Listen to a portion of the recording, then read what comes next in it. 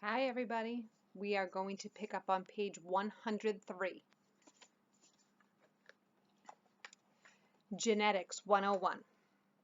Both sides of Dad's family were Jews from Russia and Poland. Papa's grandparents fled the pogroms and ended up in New York City at the turn of the century. Tata's parents fled the Nazis and ended up in Argentina in the 40s.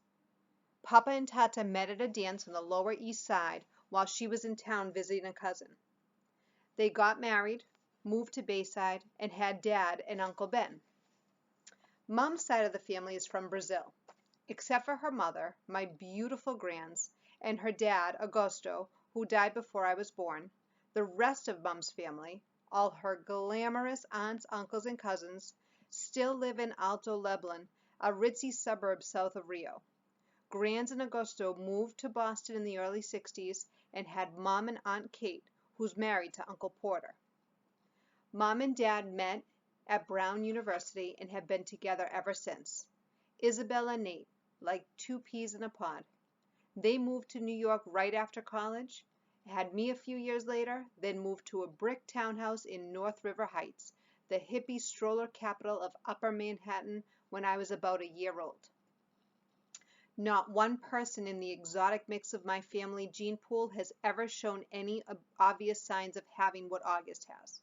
I've pored over grainy sepia pictures of long dead relatives in babushkas, black and white snapshots of distant cousins in crisp white linen suits, soldiers in uniform, ladies with beehive hairdos, Polaroids of bell-bottom teenagers and long-haired hippies, and not once have I been able to detect even the slightest trace of August's face in their faces. Not a one. But after August was born, my parents underwent genetic counseling. They were told that August had what seemed to be a previously unknown type of mandibulofacial dyssytosis caused by an autosomal recessive mutation in the TCOF1 gene, which is located on chromosome 5, complicated by a hemifacial microsomia characteristic of OAV spectrum. Sometimes these mutations occur during pregnancy. Sometimes they're inherited from one parent carrying the dominant genes. Sometimes they're caused by the interaction of many genes, possibly in combination with environmental factors. This is called multifactorial inheritance. In August's case, the doctors were able to identify one of the single nucleotide deletion mutations that made war on his face. The weird thing is, though you'd never know it from looking at them, both my parents carry that mutant gene, and I carry it too. The Punnett Square. If I have children, there's a 1 in 2 chance that I will pass on the defective gene to them. That doesn't mean they'll look like August, but they'll carry the gene that got double-dosed in August and help make him the way he is. If I marry someone who has the same defective gene, there's a 1 in 2 chance that our kids will carry the gene and look totally normal, a 1 in 4 chance that our kids will not carry the gene at all, and a 1 in 4 chance that our kids will look like August. If August has children with someone who doesn't have the trace of the gene, there's a 100% probability that their kids will inherit the gene, but a 0% chance that their kids will have a double dose of it like August, which means they'll carry the gene no matter what, but they could look totally normal. If he marries someone who has the gene, their kids will have the same odds as my kids. This only explains the part of August that's explainable. There's that other part of his genetic makeup that's not inherited but just incredibly bad luck. Countless doctors have drawn little tic-tac-toe grids for my parents over the years to try to explain the genetic lottery to them. Geneticists use these Punnett squares to determine inheritance, recessive and dominant genes, and probabilities and chance. But for all they know, there's more they don't know.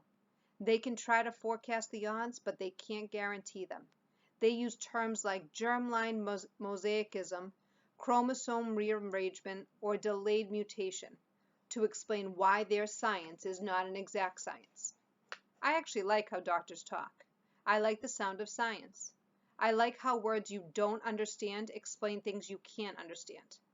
There are countless people under words like germline mosaicism, chromosome rearrangement, or delayed mutation.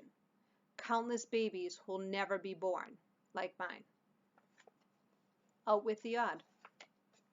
Out with the old. Miranda and Ella blasted off. They attached themselves to a new crowd destined for high school glory. After a week of painful lunches where all they would do was talk about people that didn't interest me, I decided to make a clean break for it. They asked no questions. I told no lies. We just went our separate ways. I didn't even mind after a while. I stopped going to lunch for about a week, though, to make the transition easier, to avoid the fake, "Oh shoot, there's no room for you at the table, Olivia." It was easier just to go to the library and read.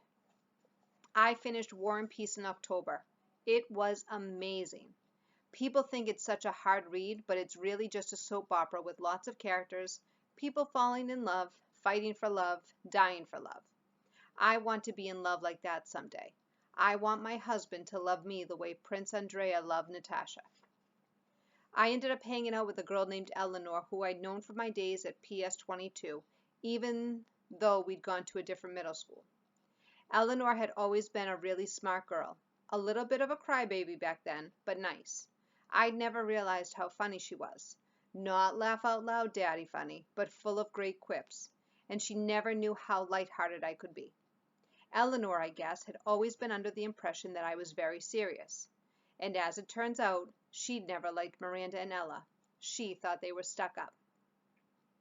I gained entry through Eleanor to the smart kids table at lunch. It was a larger group than I'd been accustomed to hanging out with, a more diverse crowd. It included Eleanor's boyfriend Kevin, who would definitely become class president someday, a few techie guys, girls like Eleanor who were members of the yearbook committee and the debate club, and a quiet guy named Justin who had small round glasses and played the violin, and who I had an instant crush on. When I'd see Miranda and Ella, who were now hanging out with the super popular set, we'd say, "Hey, what's up?" and move on. Occasionally Miranda would ask me how August was doing and then say, "Tell him I said hello." This I never did, not to spite Miranda, but because August was in his own world these days. There were times at home that we never crossed paths. October 31st. Grant had died the night before Halloween. Since then, even though it's been 4 years, this has always been a sad time of year for me. For Mom too, though she doesn't always say it. Instead, she immerses herself in getting August's costume ready, since we all know Halloween is his favorite time of year. This year was no different. August really wanted to be a Star Wars character called Boba Fett, so Mom looked for a Boba Fett costume in August's size, which strangely enough was out of stock everywhere. She went to every online store, found a few on eBay that were going for an outrageous amount, and finally ended up buying a Jango Fett costume that she then converted into a Boba Fett costume by painting it green. I would say in all, she must have spent 2 weeks working on the stupid costume. And no, I won't mention the fact that Mom had never made any of my costumes, because it really had no bearing on anything at all. The morning of Halloween, I woke up thinking about Grans, which made me really sad and weepy. Dad kept telling me to hurry up and get dressed, which just stressed me out even more, and suddenly I started crying. I just wanted to stay home. So Dad took August to school that morning, and Mom said I could stay home, and the two of us cried together for a while. One thing I knew for sure, however much I missed Grans, Mom must have missed her more. All those times August was clinging to life after surgery, all those rush trips to the ER, Grant had always been there for Mom. It felt good to cry with Mom. For both of us. At some point, Mom had the idea of our watching The Ghost and Mrs. Muir together, which was one of our all-time favorite black and white movies. I agreed that that was a great idea. I think I probably would have used this weeping session as an opportunity to tell Mom everything that was going on at school with Miranda and Ella, but just as we were sitting down in front of the DVD player, the phone rang. It was the nurse from August's school calling to tell Mom that August had a stomach ache and should be picked up. So much for the old movies and the mother-daughter bonding. Mom picked August up, and the moment he came home, he went straight to the bathroom and threw up. Then he went to his bed and pulled the covers over his head. Mom took his temperature, brought him some hot tea, and assumed the August Mom role again. Via's mom, who had come out for a little while, was put away. I understood, though. August was in bad shape. Neither of us asked him why he had worn his bleeding scream costume to school instead of the Boba Fett costume Mom had made for him. If it annoyed Mom to see the costume she had worked on for 2 weeks tossed on the floor unused, she didn't show it. Trick or treat. August said he wasn't feeling well enough to go trick-or-treating later in the afternoon, which was sad for him because I know how much he loved to trick-or-treat, especially after it got dark outside. Even though I was well beyond the trick-or-treating stage myself, I usually threw on some mask or other to accompany him up and down the blocks, watching him knocking on people's doors, giddy with excitement. I knew it was one night a year where he could truly be like every other kid. No one knew he was different under the mask. To August, that must have felt absolutely amazing. At 7 o'clock that night, I knocked on his door. "Hey," I said. "Hey," he said back. He wasn't using his PlayStation or reading a comic book. He was just lying in his bed looking at the ceiling. Daisy, as always, was next to him on the bed, her head draped over his legs. The bleeding scream costume was crumpled up on the floor next to the Boba Fett costume. "How's your stomach?" I said, sitting next to him on the bed. "I'm still nauseous." "You sure you're not up for the Halloween parade?" "Positive." This surprised me. Usually August was such a trooper about his medical issues, whether it was skateboarding a few days after a surgery or sipping food through a straw when his mouth was practically bolted shut. This was a kid who'd gotten more shots, taken more medicines, put up with more procedures by the age of 10 than most people would have put up with in 10 lifetimes. And he was sidelined from a little nausea? "You want to tell me what's up?" I said, sounding like a bit like Mom. "No." "Is it school?" "Yes." "Teachers? Schoolwork? Friends?" He didn't answer. "Did someone say something?" I asked. "People always say something," he answered bitterly. I could tell he was close to crying. "Tell me what happened," I said. And he told me what happened. He had overheard some very mean things some boys were saying about him. He didn't care what the other boys had said. He expected that. But he was hurt that one of the boys was his best friend, Jack Will. I remembered him mentioning Jack a couple of times over the past few months. I remembered Mom and Dad saying he seemed like a really nice kid, saying they were glad August had already made a friend like that. "Sometimes kids are stupid," I said softly, holding his hand. I'm sure he didn't mean it. "Then why would he say it? He's been pretending to be my friend all along. Tushman probably bribed him with good grades or something. I bet you he was like, 'Hey, Jack, if you make friends with the freak, you don't have to take any tests this year.'" "You know that's not true, and don't call yourself a freak." "Whatever. I wish I'd never gone to school in the first place." "But I thought you were liking it." "I hate it." He was angry all of a sudden, punching his pillow. "I hate it, I hate it, I hate it," he was shrieking at the top of his lungs. I didn't say anything. I didn't know what to say. He was hurt. He was mad. I let him have a few more minutes of his fury. Daisy started licking the tears off of his face. "Come on, Augie," I said, patting his back gently. "Why don't you put on your Jango Fett costume and—" "It's a Boba Fett costume. Why does everyone mix that up?" "Boba Fett costume," I said, trying to stay calm. I put my arm around his shoulders. "Let's just go to the parade, okay?" "If I go to the parade, Mom will think I'm feeling better and make me go to school tomorrow." "Mom would never make you go to school," I answered. "Come on, Augie, let's go. It'll be fun, I promise. And I'll let you have all my candy." He didn't argue. He got out of bed and slowly started pulling on his Boba Fett costume. I helped him adjust the straps and tighten the belt, and by the time he put his helmet on, I could tell he was feeling better. Time to think. August played up the stomach ache the next day so he wouldn't have to go to school. I admit I felt a little bad for Mom, who was genuinely concerned that he had a stomach bug, but I had promised August I wouldn't tell her about the incident at school. By Sunday, he was still determined not to go back to school. "What are you planning on telling Mom and Dad?" I asked him when he told me this. "They said I could quit whenever I wanted to." He said this while he was still focused on a comic book he was reading. "But you've never been the kind of kid who quits things," I said truthfully. "That's not like you." "I'm quitting." You're going to have to tell Mom and Dad why, I pointed out, pulling the comic book out of his hand so he'd have to look up at me while we were talking. Then Mom will call the school and everyone will know about it. Will Jack get in trouble? I would think so. Good. I have to admit, August was surprising me more and more. He pulled another comic book off his shelf and started leafing through it. Augie, I said, are you really going to let a couple of stupid kids keep you from going back to school? I know you've been enjoying it. Don't give them that power over you. Don't give them the satisfaction. They have no idea I had even heard them, he explained. No, I know, but... Via, it's okay. I know what I'm doing. I've made up my mind. But this is crazy, Augie, I said emphatically, pulling the new comic book away from him too.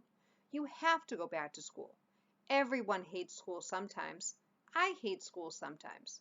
I hate my friends sometimes. That's just life, Augie. You want to be treated normally, right? This is normal. We all have to go to school sometimes, despite the fact that we have bad days, okay? Do people go out of their way to avoid touching you, Via? He answered, which left me momentarily without an answer. Yeah, right. That's what I thought. So don't compare your bad days at school to mine, okay? Okay, that's fair, I said. But it's not a contest about whose days suck the most, Augie. The point is we all have to put up with the bad days. Now, unless you want to be treated like a baby the rest of your life, or like a kid with special needs, you just have to suck it up and go. He didn't say anything, but I think that last bit was getting to him. You don't have to say a word to those kids, I continued. August, actually, it's so cool that you know what they said, but they don't know that you know what they said, you know? What the heck? You know what I mean. You don't have to talk to them ever again if you don't want to. And they'll never know why, see? Or you can pretend to be friends with them, but deep down inside you know you're not. Is that how you are with Miranda? He asked. No, I answered quickly, defensively. I never faked my feelings with Miranda. So why are you saying I should? I'm not. I'm just saying you shouldn't let those little jerks get to you, that's all. Like Miranda got to you? Why do you keep bringing Miranda up? I yelled impatiently. I'm trying to talk to you about your friends. Please keep mine out of it. You're not even friends with her anymore. What does that have to do with what we're talking about? The way August was looking at me reminded me of a doll's face. He was just staring at me blankly with his half-closed doll eyes. She called the other day, he said finally. What? I was stunned. And you didn't tell me? She wasn't calling you, he answered, pulling both comic books out of my hand. She was calling me, just to say hi, to see how I was doing. She didn't even know I was going to a real school now. I can't believe you hadn't even told her. She said the two of you don't hang out as much anymore, but she wanted me to know she'd always loved me like a big sister. Double stunned, stung, flabbergasted. No words formed in my mouth. Why didn't you tell me? I said finally. I don't know, he shrugged, opening the first comic book again. Well, I'm telling Mom and Dad about Jack Will if you stop going to school, I answered. Tushman will probably call you into school and make Jack and those other kids apologize to you in front of everyone, and everyone will treat you like a kid who should be going to a school for kids with special needs. Is that what you want? Because that's what's going to happen. Otherwise, just go back to school and act like nothing happened. Or if you want to confront Jack about it, fine. But either way, if you... Fine, fine, fine, he interrupted. What? Fine, I'll go, he yelled, not loudly. Just stop talking about it already. Can I please read my book now? Fine, I answered, turning to leave his room. I thought of something. Did Miranda say anything else about me? He looked up from the comic book and looked right into my eyes. She said to tell you she misses you. Quote, unquote. I nodded. Thanks, I said casually, too embarrassed to let him see how happy that made me feel. And we'll pick up on part 3 next time. Bye.